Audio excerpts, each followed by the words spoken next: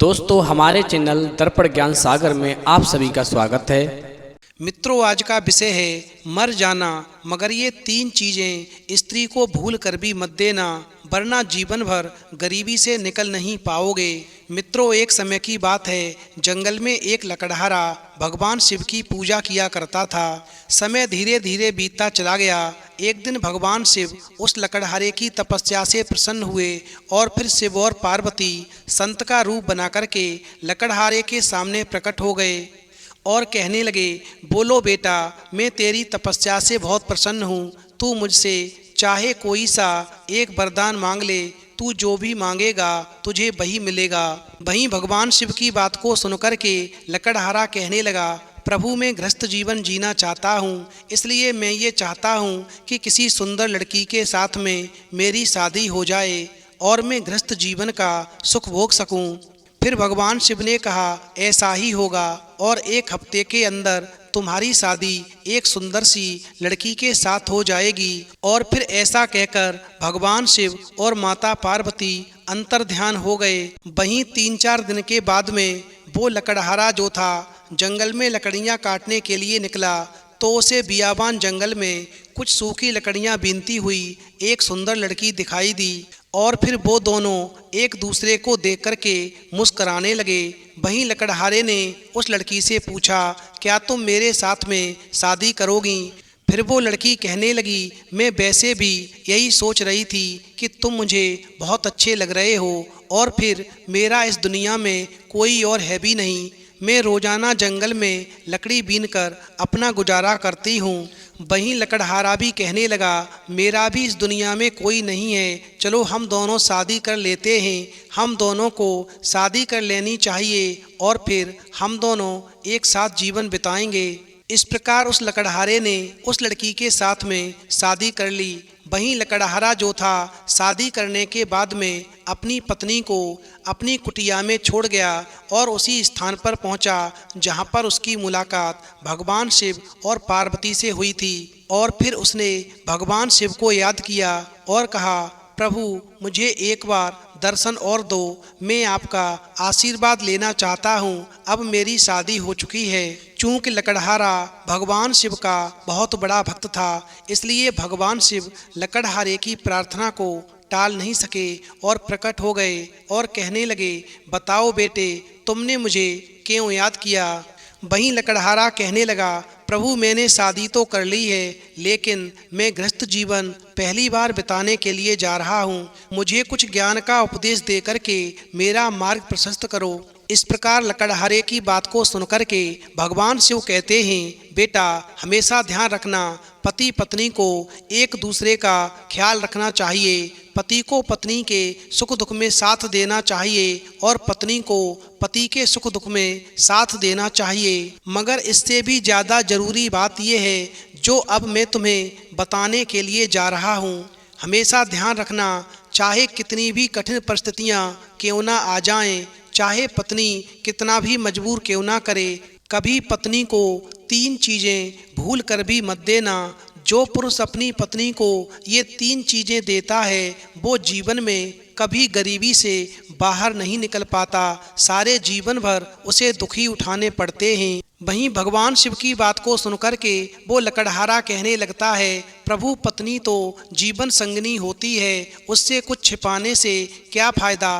पत्नी से पति को क्या खतरा हो सकता है? फिर भगवान शिव कहते हैं, बेटा, मैं तुम्हें एक कहानी सुनाता हूँ। इस कहानी को ध्यान से सुनो, फिर तुम्हारी समझ में आ जाएगा कि पत्नी चाहे कितना भी मजबूर करे, मगर उसे 3 चीज़ें भूल कर भी नहीं देनी चाहिए। भगवान शिव कहते हैं, एक नगर में एक गरीब मछुआरा रहता था। वो कोई काम धाम तो करता नहीं था, लेकिन बातें बनाने में बहुत बड़ा माहिर था। इसलिए उसके घर की हालत इतनी खराब थी कि महीने में 20 दिन चूल्हा नहीं जल पाता था।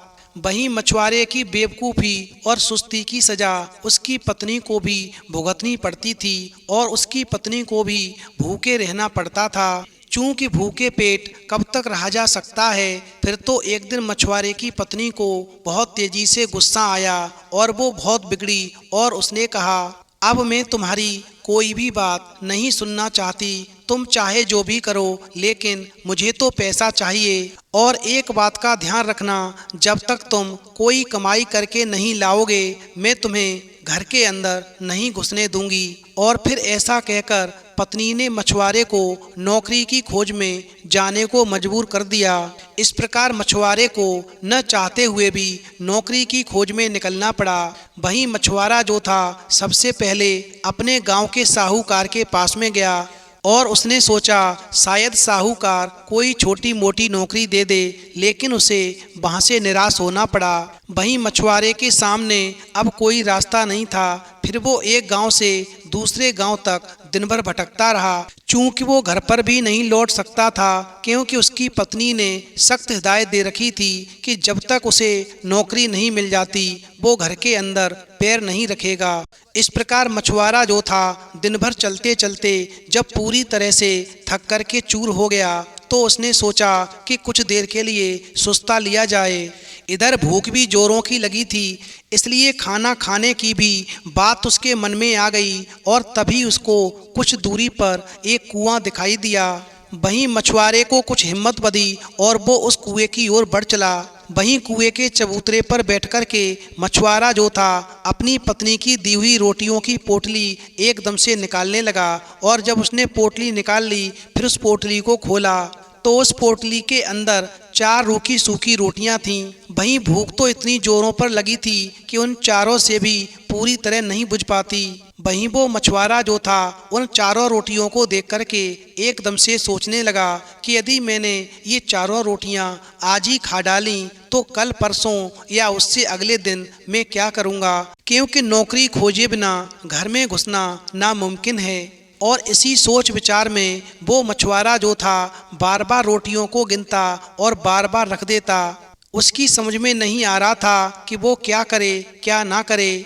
इस प्रकार मछुआरा जो था जब कोई फैसला नहीं ले सका तो उसने कुएं के देव से मदद लेनी चाहिए। और वो हाथ जोड़कर कुएं के पास में खड़ा हो गया और कहने लगा, हे बाबा, अब तुम ही हमें आगे का रास्ता दिखाओ। हे कुएं के देव, तुम ही हमें आगे का रास्ता दिखाओ। मैंने दिन भर कुछ भी नहीं खाया है। भूख तो इतनी जोर से लगी है कि चारों को खा जाने के बाद भी शायद ही मिट पाए, लेकिन अगर चारों को खा लेता हूँ तो आगे क्या करूँगा। इसलिए हे कुआं के बाबा, अब तुम ही बताओ कि मैं क्या करूँ। 1 खाऊँ, 2 खाऊँ, 3 खाऊँ या चारों को खा लूँ।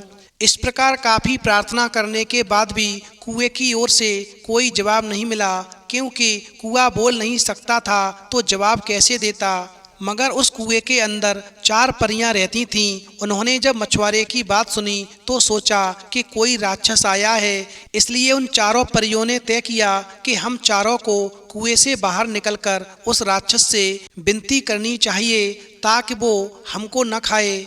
और फिर ऐसा सोच कर के चारों परियां जो थीं कुएं से बाहर निकल कर आईं और हाथ जोड़ कर के मछुआरे से कहने लगीं, हे दानवराज, आप तो बड़े बलशाली हैं। आप व्यर्थ ही हम चारों को खाने की बात सोच रहे हैं। अगर आप हमें छोड़ दें तो हम आपको कुछ ऐसी चीज़ें दे सकती हैं जो आपके बहुत काम आएंगी। वहीं परियों को देख कर के उनकी बातें सुन कर के मछुआरा जो था हक्का बक्का रह गया। उसकी समझ में नहीं आया कि वो उनको क्या जवाब दे। लेकिन परियों ने उस मछुआरे की चुप्पी का ये मतलब निकाला। वो मन में सोचने लगी कि ये दानवराज चुप हो गया है, कोई जवाब नहीं दे रहा। इसका मतलब ये है इसने हमारी बात मान ली है और अब ये हमें नहीं खाएगा। और फिर ऐसा सोच कर के उन चारों परियों ने एक कठपुतला और एक कटोरा निकाला और उस मछुआरे को राक्षस समझ कर के उसे दे दिया और उससे कहा, हे दानवराज, आपने हमारी बात मान ली है, आपने हमारी जान बख्शी है, इसलिए हम सब आपका बहुत उपकार मानती हैं। साथ ही हम आपको अपनी 2 तुच्छ भेंटें दे रही हैं। इसमें एक कठपुतला है, दूसरा कटोरा है। ये कठपुतला हर समय आपकी नौकरी बजाएगा, आप जो कुछ कहेंगे वही करेगा। और ये कटोरा ऐसा है, आप जिससे जो भी चीज़ खाने की मंगाएंगे वो ही चीज़ आपके सामने पेश हो जाएगी। और ऐसा कहकर के वो परियां जो थीं उस मछुआरे को वो कठपुतला और कटोरा देने के बाद में वापस कुएं के अंदर चली गईं। वहीं उस मछुआरे को वो कठपुतला और जादुई कटोरा मिलने से उसकी खुशी की सीमा ना रही और फिर मछुआरा सोचने लगा कि अब उसको घर लौट के चलना चाहिए, क्योंकि जब उसकी पत्नी इन दोनों जादुई चीज़ों का करतब देखेगी तो फूली नहीं समाएगी। लेकिन जिस समय पर मछुआरा उन दोनों चीज़ों को लेकर के अपने घर के लिए निकला तो चलते चलते सूरज डूब चुका था, रात घिर आई थी। इसलिए मछुआरा जो था पास के ही एक गांव में चला गया और एक आदमी से रात भर के लिए अपने यहाँ पर ठहरा लेने को कहा और साथ में मछुआरे ने उस गांव वाले आदमी से ये भी वादा किया कि यदि वो उसे अपने यहाँ पर ठहरने देगा तो उसके सारे घर के लोगों को आज की रात वो अच्छे अच्छे पकवान व मिठाइयाँ खिलाएगा। और फिर मछुआरे की बात को सुनकर के यानी मिठाइयों के लालच में वो गांव वाला आदमी जो था उस मछुआरे को अपने घर में ठहराने के लिए राजी हो गया और अपनी बैठक में ठहरा लिया। वहीं घर में ठहरने के बाद में मछुआरे ने अपना जादुई कटोरा निकाला और उसने अपना करतब दिखाने को कहा। वहीं मछुआरा बोला कि बड़ी जोरों से भूख लगी है, तुम जल्दी से कुछ अच्छी अच्छी चीज़ें ला कर के यहाँ ढेर लगा दो। भगवान शिव आगे कहते हैं, बेटा जैसे ही मछुआरे ने उस कटोरे को अच्छी चीज़ें लाने की आज्ञा दी, एकदम से वहाँ पर ढेर लग गया। इस प्रकार जब सारे लोग खा पी चुके तो उस आदमी की घरवाली झूठे बर्तनों को लेकर के नाली की ओर चली और फिर ऐसा देख कर के मछुआरे ने उस आदमी की पत्नी को रोक लिया और कहा, तुम झूठे बर्तन मत साफ करो, मेरे पास में जो ये जादुई कठपुतला है 1 मिनट के अंदर सारे बर्तन साफ कर देगा, तुम्हें परेशान होने की कोई ज़रूरत नहीं है, तुम जाकर आराम करो। वहीं मछुआरे के कहने भर की देर थी कि कठपुतले ने सारे के सारे बर्तन पल भर में निपटा डाले। वहीं मछुआरे के कठपुतले और कटोरे के ये अजीबो गरीब करतब देख कर के उस गांव के आदमी और उसकी पत्नी के मन में लालच आ गया। इस प्रकार जब वो मछुआरा गहरी नींद में सो गया तो वो चुपचाप वहाँ से उठे और एक नकली कटोरा, एक नकली कठपुतला उसी स्थान पर रख दिया और असली कटोरा और कठपुतला लेकर के रफू चक्कर हो गए। उधर मछुआरे को कोई बात पता नहीं चली और उसने सवेरे उठकर हाथ मुंह धोया और दोनों नकली चीज़ें लेकर के अपने घर की ओर वहाँ से चल दिया। वहीं घर पहुँच कर के उसने बड़ी डींगें हाँकी और अपनी पत्नी से कहा, अब तुझे कभी किसी भी बात के लिए झीकना नहीं पड़ेगा, कभी किसी भी चीज़ के लिए परेशान होना नहीं पड़ेगा, ना घर में कभी खाने की किसी भी चीज़ की कमी रहेगी और ना ही तुझे घर का कोई काम करना पड़ेगा। तुम जो भी चीज़ खाना चाहोगी ये मेरा जो कटोरा है ये तुम्हें वही खिलाएगा और तुम जो भी काम करवाना चाहोगी मेरे पास में ये कठपुतला है, ये पल मात्र में कर डालेगा। वहीं मछुआरे की जो पत्नी थी उसको मछुआरे की बातों पर विश्वास नहीं हुआ और उसने कहा, तुम तो ऐसे ही डींगे रोज ही मारा करते हो, कुछ करके दिखाओ तो जानूं। वहीं मछुआरा कहने लगा, चिंता मत करो, और फिर उसने कटोरे को आदेश दिया। लेकिन कटोरा और कठपुतला आखिर क्या करता, क्योंकि वो तो दोनों चीज़ें नकली थीं। वहीं मछुआरे की बात झूठी निकली। नतीजा ये हुआ कि उसकी पत्नी पहले से भी ज़्यादा नाराज़ हो गई और उसने कहा, तुम मुझे इस तरह धोखा देने की कोशिश करते हो। जब से तुम घर से गए हो घर में चूल्हा नहीं जला है, कहीं जाकर मन लगाकर काम करो तो कुछ तनख्वाह मिले और हम दोनों को 2 वक्त की रोटी मिल सके। अरे तुम इन जादुई चीज़ों पर भरोसा करते हो, ये जादुई चीज़ों से कुछ भी नहीं होने का। इस प्रकार वो बेबस मछुआरा खिसियाकर रह गया और फिर वहाँ से चल दिया और फिर चलते चलते वो उसी कुएं के चबूतरे पर जाकर बैठ गया जिस कुएं के अंदर वो चारों परियां रहती थीं। वहीं मछुआरे की समझ में कुछ भी नहीं आ रहा था कि आखिर वो करे तो क्या करे। इस प्रकार जब वो सोचते सोचते थक गया और कुछ भी समझ में नहीं आया तो उसकी आंखें छलक आईं और वो रोने लगा। उधर उस मछुआरे को रोते हुए देख करके कुएं की चारों परियां फिर बाहर आईं और उस मछुआरे से उसके रोने का कारण पूछा। इस प्रकार मछुआरे ने इस बार परियों को अपनी सारी आप बीती कह सुनाई। वहीं मछुआरे की बात को सुनकर के परियों को हंसी आ गई और वो कहने लगी, अरे भाई, हमने तो तुमको कोई भयानक राक्षस समझा था और इसीलिए तुम्हें खुश करने के लिए वो दोनों चीज़ें दी थीं, लेकिन तुम तो बड़े ही भोले भाले और सीधे साधे आदमी निकले। खैर, घबराने की जरूरत नहीं, हम तुम्हारी मदद करेंगी। तुम्हारा कठपुतला और कटोरा उन्हीं लोगों ने चुराया है जिनके यहाँ पर तुम रात को रुके थे। लेकिन तुम चिंता मत करो, इस बार तुम्हें हम एक रस्सी और एक डंडा दे रही हैं। इनकी मदद से तुम उन दोनों को बांध करके और उनकी मारपीट करके अपनी दोनों चीजें वापस पा सकते हो। भगवान शिव आगे कहते हैं, बेटा, इस प्रकार परियों ने इस बार मछुआरे को एक डंडा और एक रस्सी दी और फिर वापस उसी कुएं में चली गईं। वहीं जादुई रस्सी और डंडा लेकर के मछुआरा जो था फिर उसी आदमी के यहाँ पर पहुँचा और कहा, इस बार मैं तुम्हें कुछ और नए करतब दिखाऊंगा। वहीं उस गांव वाले आदमी के मन में पहले से ही लालच भरा था। उसने समझा कि इस बार कुछ और जादुई चीजें हमारे हाथ लगेंगी और फिर उसने अपनी बैठक में पुनः उसको ठहरा लिया। लेकिन इस बार सब कुछ उल्टा हुआ। मछुआरे ने जैसे ही रस्सी को हुक्म दिया कि इन दोनों को बांध लो, फिर तो रस्सी ने एकदम से वो गांव वाला आदमी और उसकी पत्नी को कसकर बांध लिया। वहीं जादुई डंडा ने उन दोनों की दनादन पिटाई की। वहीं मछुआरे ने कहा कि तुम दोनों ने मुझे धोखा दिया है। मैंने तो ये सोचा था कि तुमने मुझे रहने को जगह दी है, इसलिए मैं भी तुम्हारे साथ में कोई भलाई कर दूं, लेकिन तुमने तो मेरे साथ में उल्टा बर्ताव किया। तुमने तो मेरा कठपुतला और कटोरा ही चुरा लिया और अब यदि तुम इस मार से बचना चाहते हो तो मेरी दोनों चीज़ें मुझे वापस कर दो, नहीं तो मैं रस्सी और डंडे से तुम्हें जान से मरवा दूंगा। भगवान शिव आगे कहते हैं, बेटा, इस प्रकार उन दोनों ने झटपट दोनों चुराई हुई चीज़ें उस मछुआरे को वापस कर दी और फिर वो मछुआरा जो था उसने रस्सी और डंडे को हुक्म दे दिया और वो रुक गए। इस प्रकार वो मछुआरा जो था अपनी चारों जादुई चीजें लेकर के प्रसन्नता पूर्वक अपने घर वापस लौट आया। वहीं जब उसकी पत्नी ने फिर देखा कि ये वापस आ गए हैं तो उसे बड़ा गुस्सा आया और कहने लगी, तुम कामचोर हो, फिर लौट आए, खबरदार यदि घर के अंदर पैर रखा। वहीं मछुआरा कहने लगा, इस बार मैं झूठ नहीं बोलता हूँ, मुझे एक बार मौका दे दो। हमारे दिन गरीबी के नहीं रहे, अब हमारे पास में भी धन की कमी नहीं रहेगी। इस प्रकार मछुआरे ने अपनी पत्नी को समझाते हुए अपने कठपुतले और कटोरे को हुक्म देना शुरू किया। बस फिर क्या था, कठपुतला जो था बर्तन भाड़े और जिन जिन चीज़ों की कमी थी झटपट ले आया। वहीं कटोरे ने बातों ही बातों में नाना प्रकार के व्यंजन तैयार कर दिए। फिर तो मछुआरे और उसकी पत्नी ने बहुत ही सुंदर सुंदर भोजन ग्रहण किए और भोजन करने के बाद में दोनों रात को लेट गए।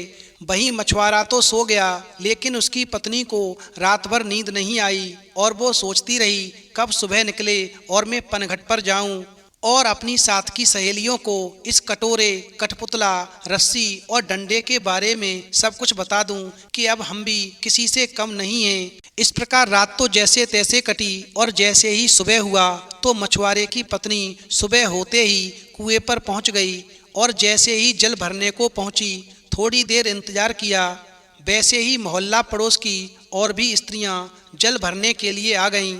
फिर तो मछुआरे की पत्नी ने कहा, बहना, अब हम भी किसी से कम नहीं हैं। हमारे जो पति हैं उन्हें कहीं से 4 जादुई चीज़ें मिली हैं, जिनमें एक कटोरा, एक कठपुतला, एक डंडा और एक रस्सी है। वहीं कठपुतला से जो भी मांगो वही सामान लेकर आता है। कटोरा को आदेश करो तो जो भी खाने की इच्छा हो वही बनाकर तैयार कर देता है। वहीं रस्सी को आदेश करो उसे बांधना है तो रस्सी उसी इंसान को बांध देती है। वहीं डंडे को आदेश करो कि उसकी पिटाई करनी है तो उसी की पिटाई करने लगता है। भगवान शिव आगे कहते हैं, बेटा, फिर तो जो स्त्रियां थीं उस मछुआरे की पत्नी की बात को सुनकर के दंग रह गईं और उनके मन में लालच आ गया। फिर वो उन चारों चीज़ों को पाने का उपाय सोचने लगीं। फिर उन्होंने जाकर के अपने घर पर बताया।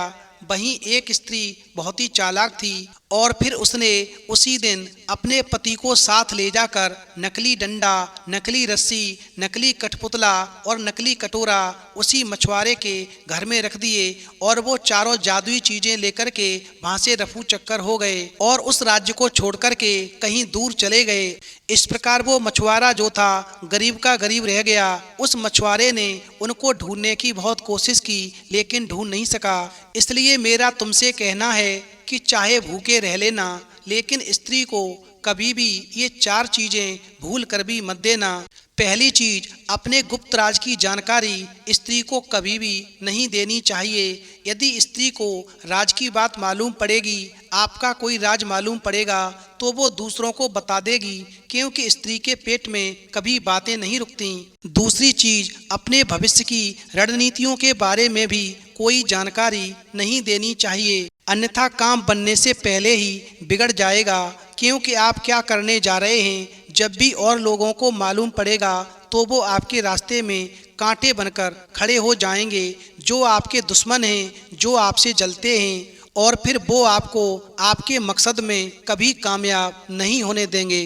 तीसरी चीज, यदि आप किसी के द्वारा अपमानित किए गए हैं तो भी ये जानकारी कभी पत्नी को नहीं देनी चाहिए, क्योंकि मौका पड़ने पर स्त्री चूकती नहीं है। चौथी चीज, धन से संबंधी जानकारी भी स्त्री को कभी नहीं देनी चाहिए, क्योंकि यदि स्त्री चरित्रहीन होगी तो वो अपने प्रेमी के साथ मिलकर के तुम्हें मरवा सकती है और धन का नाश कर सकती है। इस प्रकार कहानी सुनने के बाद में वो लकड़हारा जो था प्रभु को वचन देता है, प्रभु आपकी आज्ञा का पालन करूंगा, और फिर अपनी पत्नी के साथ में अपना जीवन व्यतीत करने लगता है। तो मित्रों, इस कहानी से ये सीख मिलती है, यदि मछुआरे ने वो 4 जादुई चीजें अपनी पत्नी को ना बताई होती तो शायद वो भिखारी ना बना होता।